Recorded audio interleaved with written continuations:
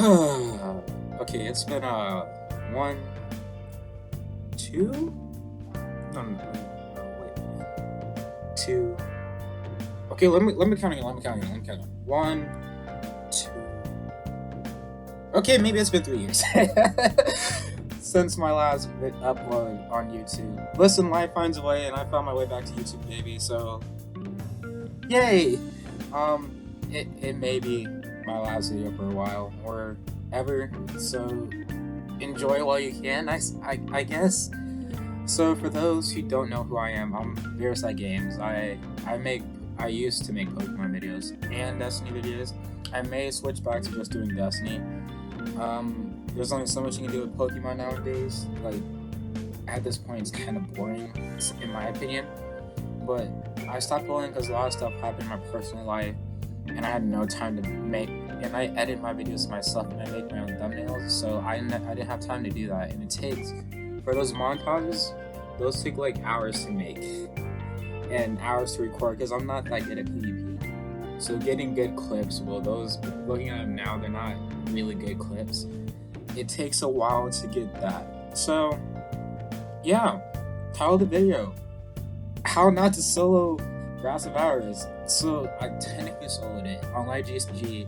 It says, I'll put a screenshot in the video to show you that on Light GG it says I soloed Captain Avarice, the last boss of Grass of Avarice.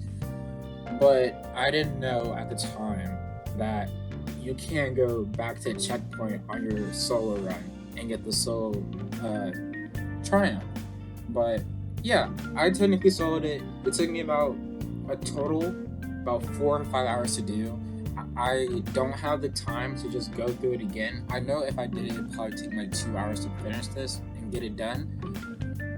But I don't have time. I'm just preparing for next season with the raid and everything else. So when I come back from wherever I'm going, I can just hop in, do the raid, do everything else in between, and get back to making video. So let's get into the video. Yeah, I'm gonna stop talking. We're gonna get right into the video. So, well, why Grass of Avarice? So when you think of Bungie's 30 freaking anniversary, you think of Unicorn, Desert Attorney, Xur, Star Horse, everything else in between. But the brand new dungeon that came with it was one of the best experience I've had day one, and probably my favorite dungeon, aesthetic-wise, better than Duality. I think Duality has the best mechanics, but I think Grass of Avarice in terms of aesthetic really killed it with everything. So yeah, after not bowling for a while, I making a video that I thoroughly enjoy. The reason I started uploading more Pokemon content is that those are more easier to record, and I don't have to edit them as much. I can just put music in the background and that's it. I just have to put the clips in and everything else. So yeah, I love Pokemon, but there's only so much you can do with team building and stuff. And the only thing that I know that's mainly getting me views back in the day, but I want to do something I really enjoy. And that's the thing about YouTube: you gotta do stuff you enjoy, and that's in life in general. So you're probably wondering why Grass and not the other 4 dungeons in the game. Grass, as I said previously, is my favorite. I enjoyed it so much that I would play even though it doesn't give pinnacles anymore. Thank you, Bungie. I have to wait. After playing Grass for a week, I have to wait 3 weeks. Wait, probably 4. Or 4. No, it's 3 because there's only 3 other dungeons except Duality. Yeah, I have to wait 3 weeks to play Grass for a reason. And you also still haven't given my Headstone Outlaw Asaluna. I'm still waiting on that. I've been grinding that dungeon non-stop and still haven't gotten a Headstone Outlaw. I want to make my Headstone though, but can you please help me? So yeah, Pit of Heresy and Prophecy I honestly could do, seeing how long it took me to do this. But yeah, as I said, Grass is my favorite dungeon. Duality, the newest dungeon. It came out just this season of the Haunted. Yeah, I don't feel like going through hell for 8 hours trying to solo that one after I've already gotten the exotic. Yes, I've gotten the exotic. Don't judge me. I haven't done the Catalyst yet. I will do that eventually when I have time to do it. I think it's probably designed for solos, Duality. I feel like it's always been built to be a team dungeon, which is fine and all, but if you want to solo it, I can see why it's a lot more difficult to do it than other dungeons, which have mechanics that, in retrospect, aren't that complicated, but are very suitable for a solo player. So a lot of people are able to carry forth through Prophecy, Grasp of Avarice, Shatter Throne, and Avarice, but not a lot of people are able to carry through Duality, because there's a lot of team aspects involved, especially in the final boss encounter. So, what should I just say? What are you YouTube saying nowadays? Oh yeah, don't forget to like and subscribe and hit that little bell. I'm daring you. Hit that red subscribe button down below, so you can be that. Yeah. So you don't have to. I just really do this for fun. I don't care about clout. So let's start from the beginning. So if you're new to Destiny or haven't played much of Destiny's endgame, dungeons are 3-player activities similar to raids. They're basically mini raids where the mechanics are a lot easier and kind of serve the purpose of introducing players to the idea of mechanics and raids and other in-game content. Grass has 2 main mechanics: engrams and scorch cannons. And when killing certain enemies, exotic engrams will drop, and picking up those will give you the debuff Burden of Riches. Burden of Riches will have a 30-second timer that will reset after each engram pickup. And if you don't deposit them into a white crystal, which gets rid of the Burden of Riches, you'll die. And we don't want to die. We want to do this in as short of a time as possible. There's also the Scorch Cannon mechanic. You'll see in a lot of the rooms there is a Scorch Cannon mechanic where you have to shoot the Scorch Cannon and charge it up to a certain amount. I don't remember the amount of time or the amount of pulses. And then it'll explode and it'll open the door. That's basically it. It'll open the door. If you don't do it enough, the door will be blocked by a barrier and you can't get in. Even though it may look like you can slide under it, you can't. You have to open it all the way.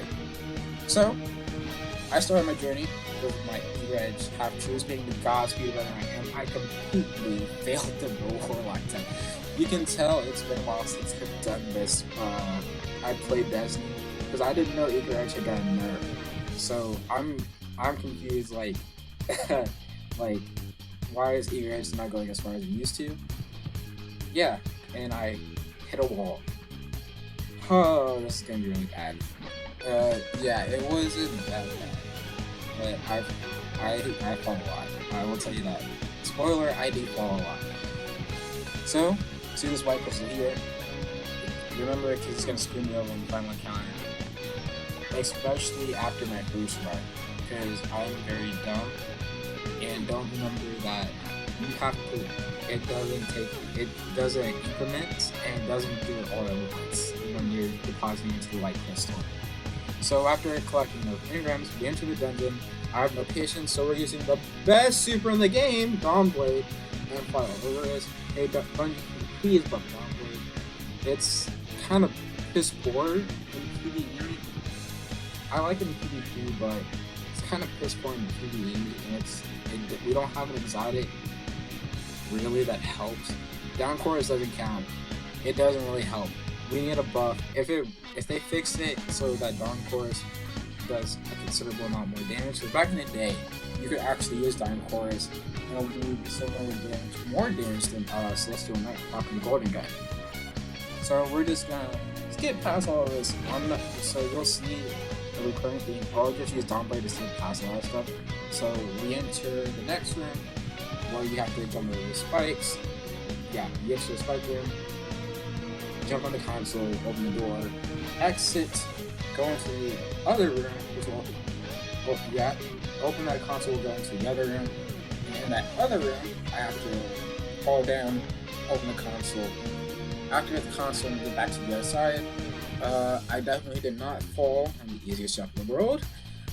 So yeah, after that, you jump up, fan all the way to the far right, go in there, jumping puzzle are the same, boom. The next part, Scorch Cannon. Skip, kill enemies, make Scorch Cannon. Next part, Frieza.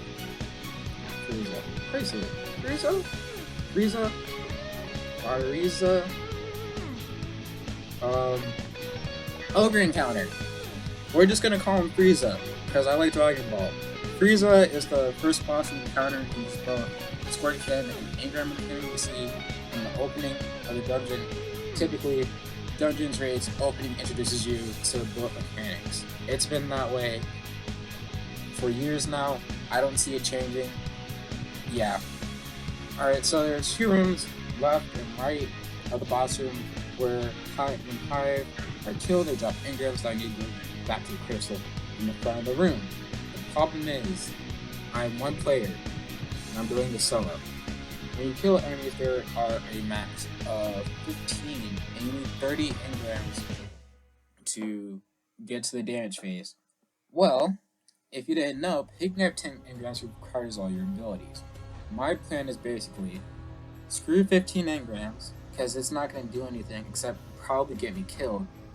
I'm going to open the door, pop my super, kill, get 10 engrams, leave, go to the center crystal, use classic restoration, rip, deposit my engrams, go to the other side, open that door, get 10 engrams, pop my super, get 10 engrams, go back to the crystal with my empowering rip, and then go to the left side, get 10 engrams, save my super this time, so that when I have damage, I have a well, so I don't die. Well is still good, even with the changes to no overshield for well. So this strategy may not be optimal. I could have gone 15-15, but you'll see a recurring pattern here is that I don't use optimal strats. I didn't practice this dungeon beforehand, so I'm going off based on my personal experience with the dungeon, and I don't know the optimal strats for this room. So I'm running the most meta stuff possible.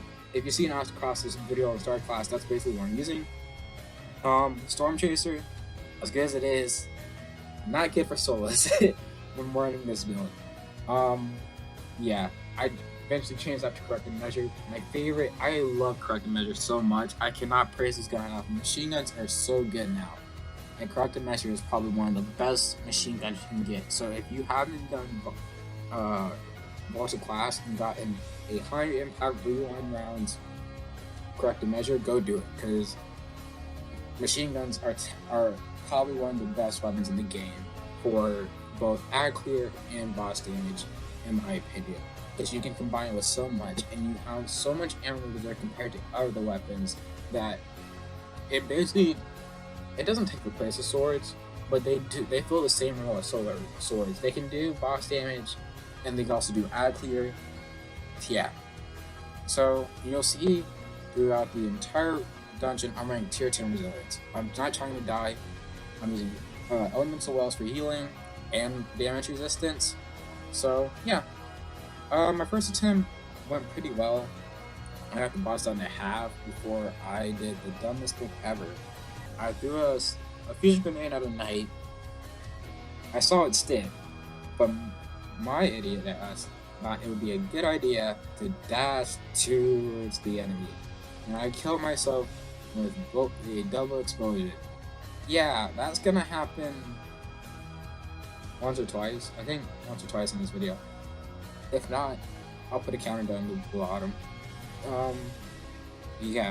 That's gonna happen a lot. I'm gonna kill myself. I don't usually die to enemies. I usually kill myself most of the time, whether it be jumping puzzles or my own idiocracy. So yeah, attempt number 2. Yeah, I killed him. It wasn't really that hard, in my opinion. It's that you have to get the strategy down, and that if you get the strategy down, it's basically game over since then. You just go there, go to the room, grab the engrams, leave, go to pop your super, go to the other room, get your 10 engrams, leave, go to the other room, pop your super, get your 10 engrams, save your super, go back to the crystal in the middle, and then boom, damage. Yeah. But yeah, I'm no god at the game. I don't consider myself very good at this game. I say I'm above average. I'm not like streamers who are a lot better than I am. So literally, I just go with instinct sometimes, and that I just do encounters like this once or twice. I'm not that good at the game, in my opinion. I just think I just have experience playing the game.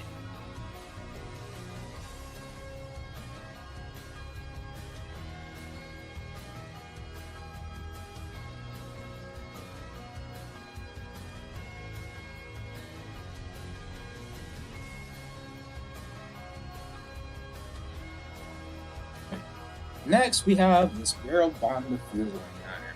If you ever did Scourge of the Past, it's basically that with buttons, and you just have to defuse mine. You're racing against the clock, basically. That's the same as Scourge of the Past.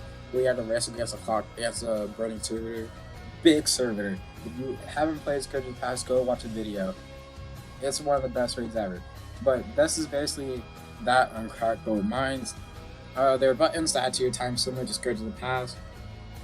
Yeah, this kind of really had me worried because I've seen multiple YouTube creators and streamers fail on this account multiple tries, and I don't have always on time. Then Raid Sparrow that has a 10% speed, that's 10% faster than any other Sparrow. Yeah, I don't have that, so because I'm too lazy to farm spoils. Don't judge me. I have Anarchy, which I farmed for spoils. I didn't get it from Scourge of the Past. Yeah, basically, I was really worried about this encounter, and yeah, I did it in 2 tries. I was really gonna build up to this, but it's not really a run killer. I'm probably a mastered Ultra Instinct at this point. Cue the Ultra Instinct music for the rest of this section, please!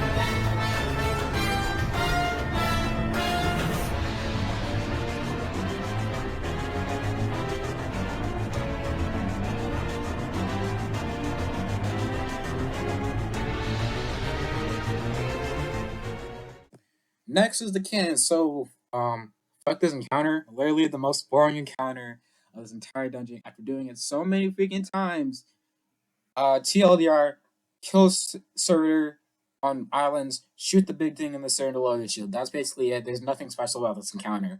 Uses the same mechanics as always, as the past encounter. Alright, boys, we made it to the final encounter. If you're still watching this video, make sure to like and subscribe, hit that little bell, and make sure to leave a comment on what I can do better for next time. Gameplay wise and also video editing wise, it's been a while since I made a video. The mechanics are the same as Frieza's encounter, except this time there are a lot more ads, and there are 3 places to blow my load instead of 2. You know how I said I really don't do optimal straps, so yeah, to get to a damage phase it took me like 5 minutes, which is not optimal at all, that I would say it. So for my first attempt, I did my less optimal strat. I came up with another strat later. So you need 60 engrams to get to a damage phase, and you get 10 from each. There are 30 in total you do when you release the engram, but I can only, at the first attempt, I can only get 10. On my future attempts, I can get 20. I'll explain my strat later on. But yeah, my first attempt, I got him low. I only needed 1 more damage phase. Remember how I said I suck at jumping puzzles? So yeah, I screwed up my jump and fell on my final rotation. If I would have finished that rotation, I would have gotten to his damage phase and probably have killed him, or gotten him to a sliver. I probably would have killed him because I think my loadout, if I didn't screw up my swaps, I probably would have done it. So, yeah, so you all know when Goku goes, if you watch Dragon Ball before, you all know when Goku goes Master Ultra Instinct against General and almost wins, the strand of Ultra Instinct brings Goku to his knees. That's basically what happened to me. I was so in the flow for the other past encounters. I did them in 1, 2, 3, at max 2 attempts. Then here, I was on my first attempt and then I screw up. And I don't do this usually. I rage. I threw my controller on the ground. And I use a USB controller and it landed on the USB cord of the part, the actual output cord. And I messed up my USB cord. So I'm using tape to make sure my USB cord stays in. And it's not working the best. It's helped. I'm not buying a new controller. I'll fix it. I'll just buy another USB cord. So yeah. I lost my Ultra Instinct, and then at this point, it was 2 in the morning. I had been playing for almost 3 hours at this point, and that my controller disconnected and dying had me discouraged, and so I just quit. I got off and came back the next day at the checkpoint. I didn't know at the time that leaving the encounter and going back to the checkpoint, leaving the double together and going back to the checkpoint doesn't count as a complete, as you soloing all the encounters on your solo run. So technically I did it. YGG says it, so I'm counting. We're counting that as a win. Technicality for the win.